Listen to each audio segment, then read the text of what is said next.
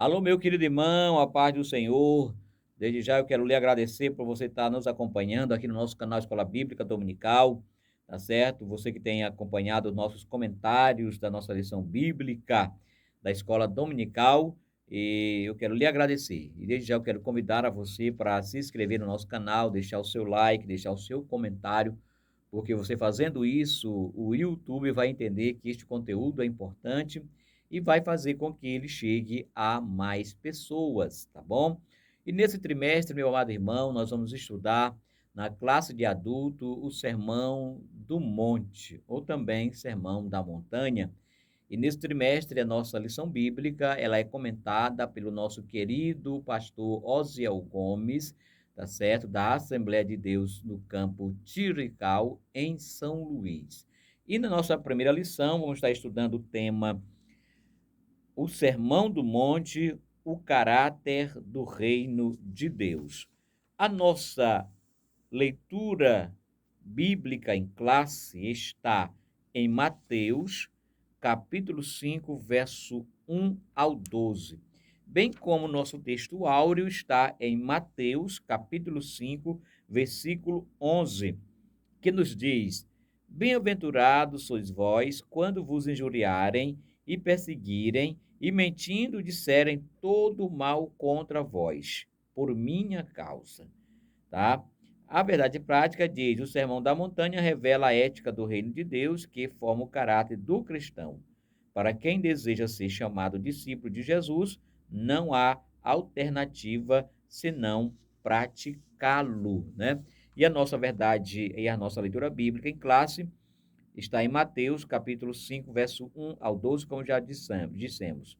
Jesus, vendo a multidão, subiu a um monte e assentou-se, aproximou-se dele os seus discípulos. Abrindo a boca, os ensinava, dizendo: Bem-aventurados pobres de espírito, porque deles é o reino dos céus. Bem-aventurados que choram, porque eles serão consolados.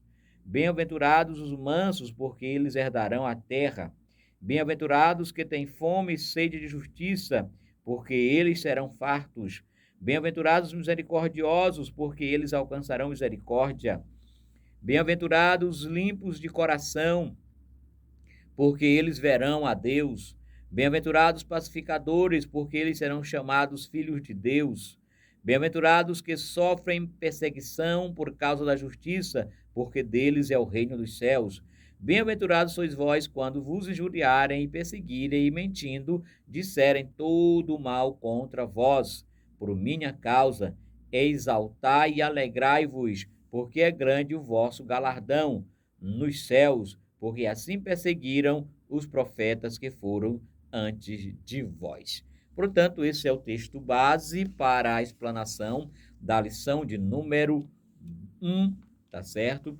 E eu quero dizer já para meus queridos irmãos que nesta lição nós vamos ver o contexto geográfico do Sermão do Monte, apontando para o seu propósito, sua estrutura e seus destinatários.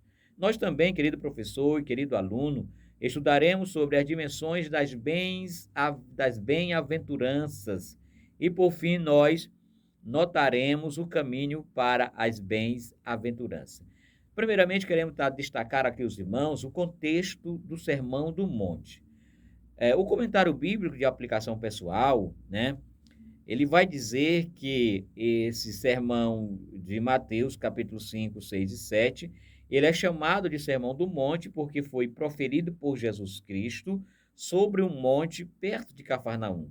É provável que este sermão seja resultado, né, de vários dias de pregação de Jesus, né? O Sermão da Montanha, também conhecido como Sermão do Monte, ele é o conjunto de ensinos principais que Jesus deu aos seus discípulos.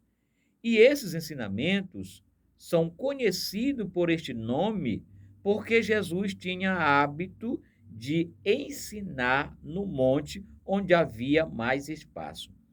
Mateus, ele apresenta esse relato bem extenso, que ocupa 3 capítulos, né? Que é os capítulos que já citamos, o capítulo 5, o capítulo 6 e o capítulo 7. Já o doutor Lucas, ele nos dá uma sinopse deste sermão, ou seja, ele faz já um resumo desses ensinamentos de Jesus.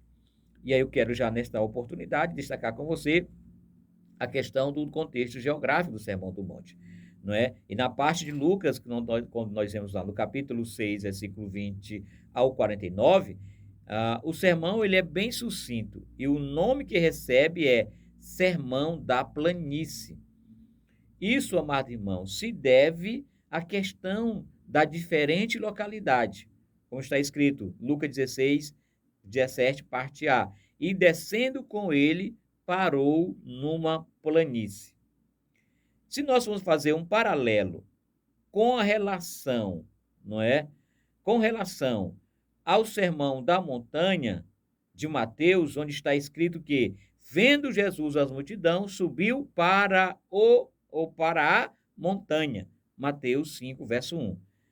Em relação às aparentes discordâncias existentes entre Mateus e Lucas, não se pode, em momento algum, assegurar qualquer desarmonia em relação a isso, né? Porque essa aparente contradição desaparece, seja admitindo que Jesus pronunciou o seu discurso num planalto, ou que, tendo escolhido seus discípulos no cume do monte, desceu com eles para a planície, onde curou enfermos, e em seguida os discípulos voltou para o cume do monte.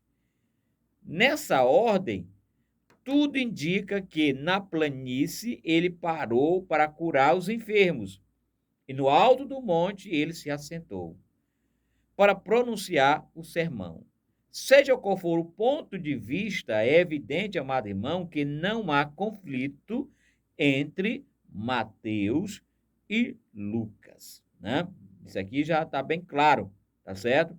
Acontece que Mateus Lucas é mais sucinto e Mateus já é mais detalhista nos pontos de parada até Jesus chegar ao cume desse monte. Portanto, não há nenhuma contradição quanto a esses dois sermão, a esses dois nomes dados aos autores, né, no Evangelho de Mateus e em Lucas.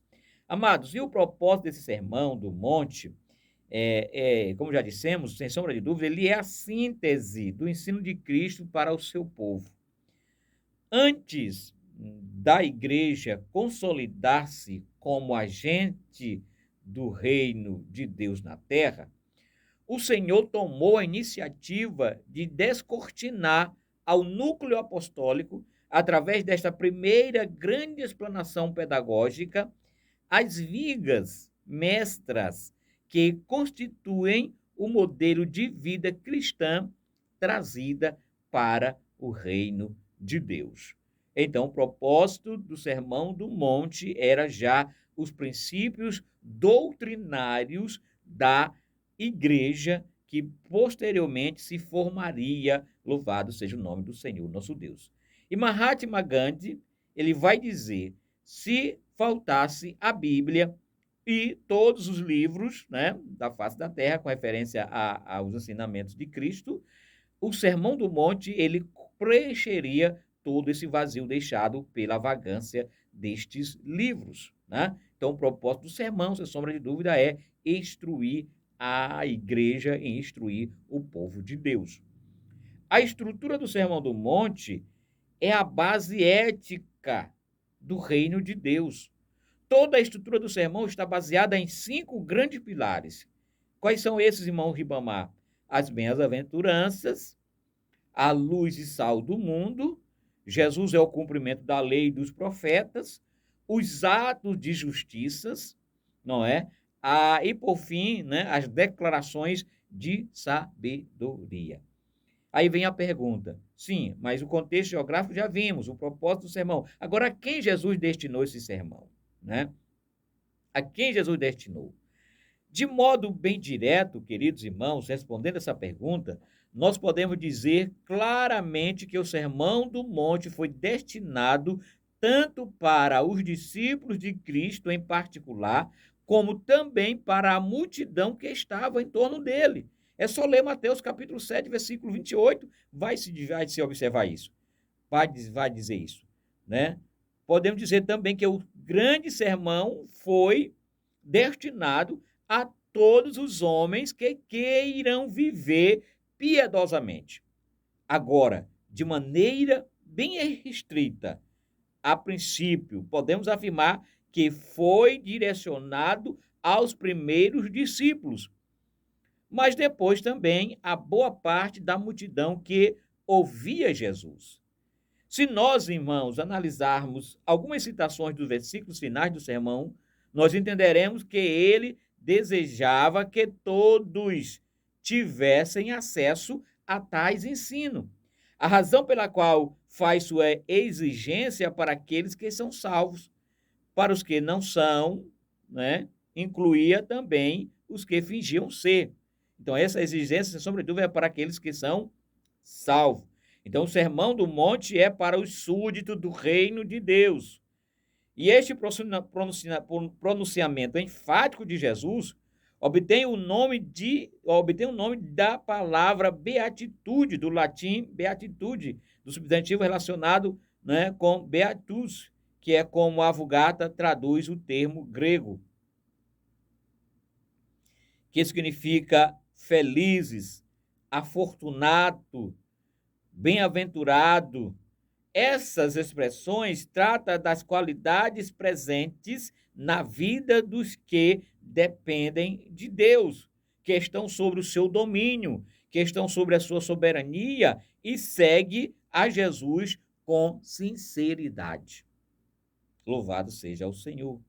Portanto, o Sermão do Monte, o sermão que Jesus ensinou, né, que é a verdadeira fidelidade, que é a verdadeira felicidade, nada tem a ver com o que o homem deseja, mas sim com o que ele precisa. E essas dimensões desse Sermão do Monte, essas bem-aventuranças, queridos, são coisas assim maravilhosas para nós. Porque nas palavras de Jesus, o conceito de reino tanto tinha seu aspecto escatológico para os tempos futuros, como também para o aspecto presente. Note bem isso, né? Note isso aqui que eu vou dizer para você.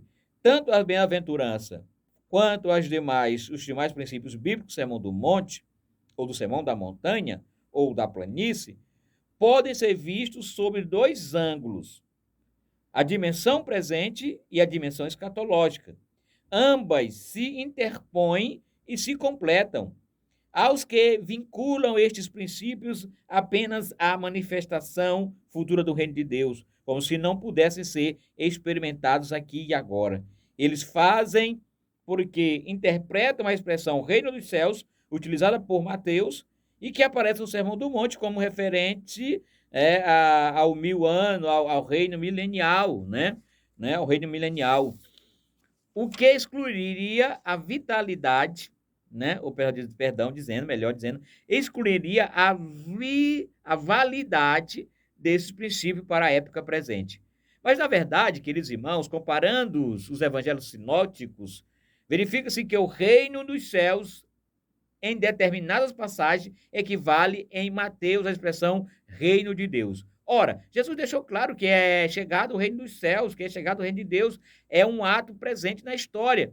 Se essa manifestação presente é uma verdade escriturística, não há como excluir desta era e situar apenas no futuro os ensinos éticos e as bem-aventuranças.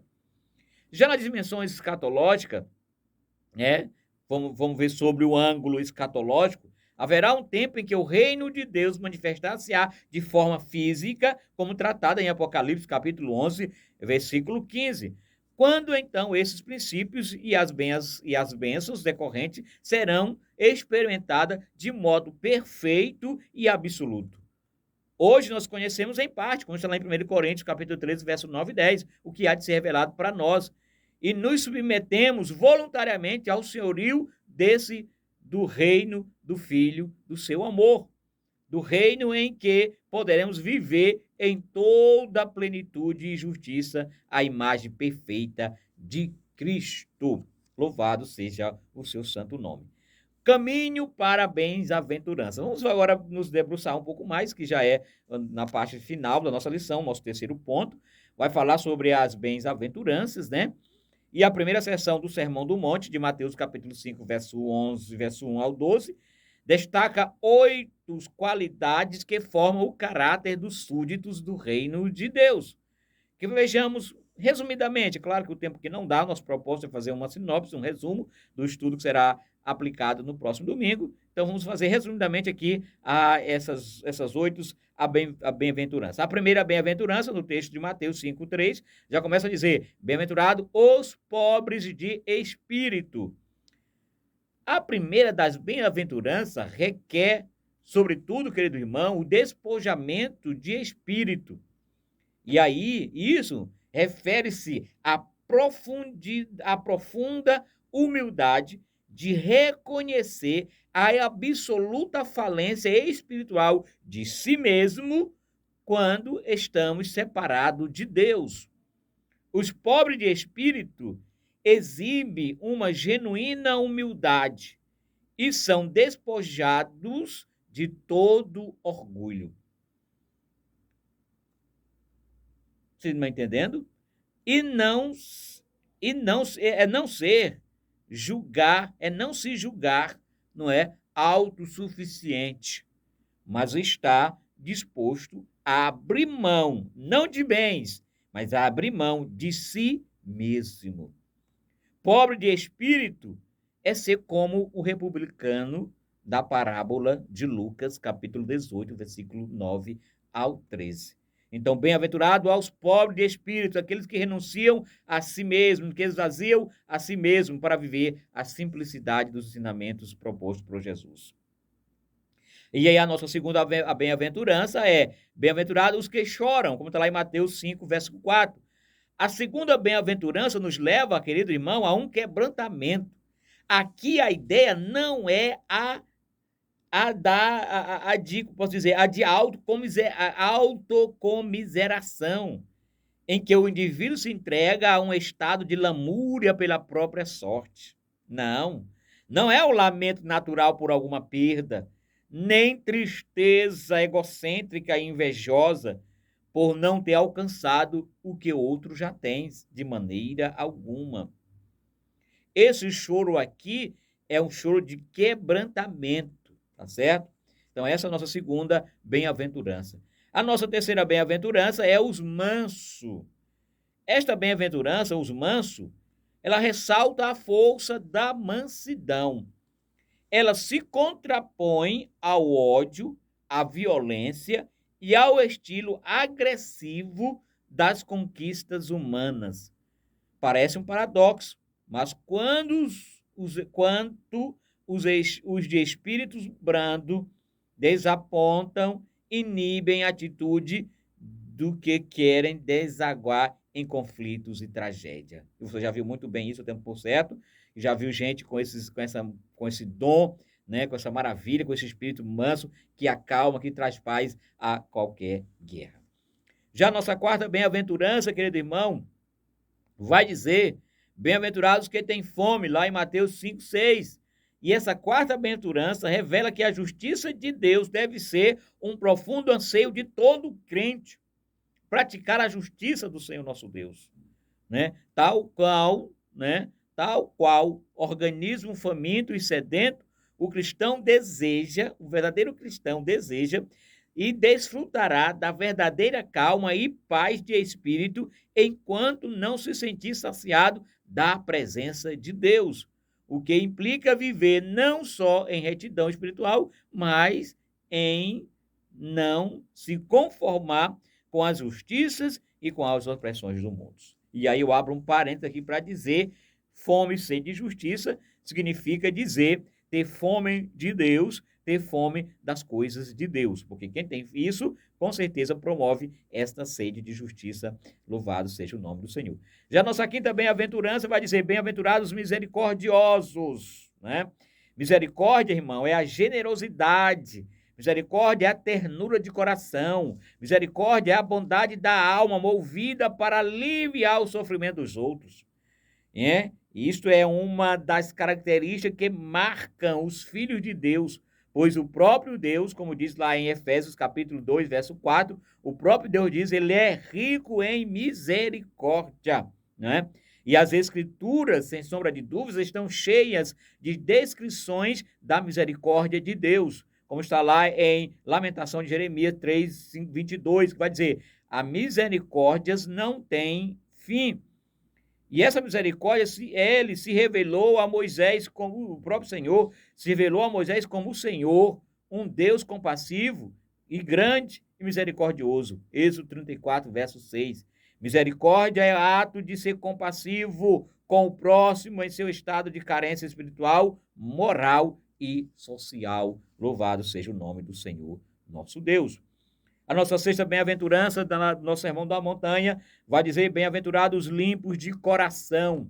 Convém lembrar, querido irmão, que pureza de coração não se trata de algo apenas externo e aparente. Não, unicamente não.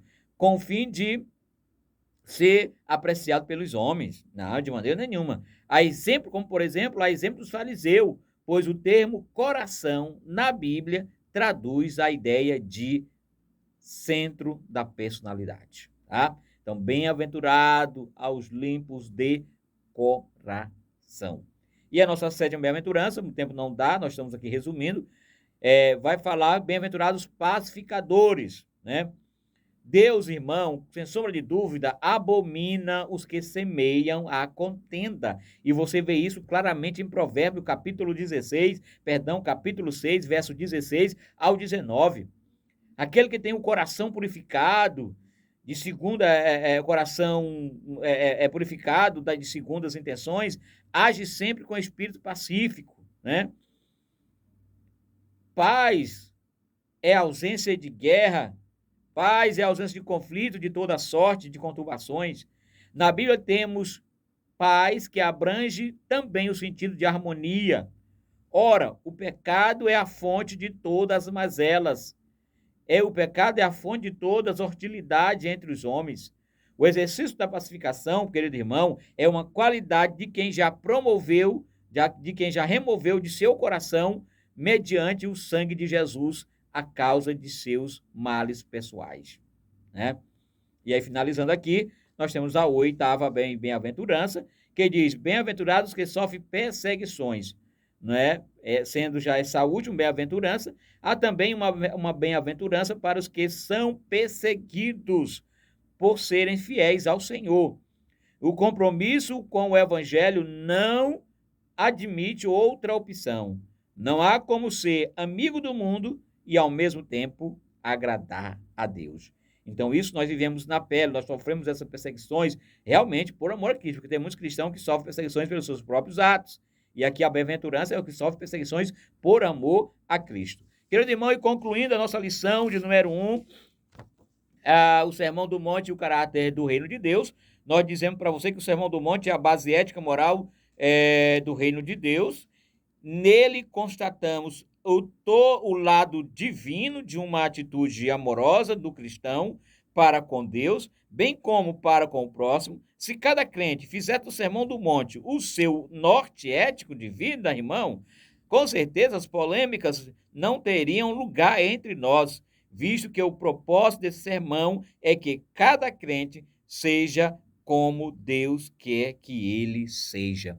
Então, querido, que Deus lhe abençoe profundamente com esses maravilhosos ensinamentos que se seguirão nesses meses já mencionados, e que você não fique em casa, vá a uma escola bíblica dominical mais perto da sua casa e seja ricamente abençoado, tá certo? Com esses ensinamentos maravilhosos, tá bom? E com certeza, se Deus permitir, nós nos veremos na próxima lição, na lição de número 12, que tem como tema o sal da terra e luz do mundo. Tchau, um forte abraço, uma boa escola bíblica dominical e que Deus abençoe ricamente a sua casa.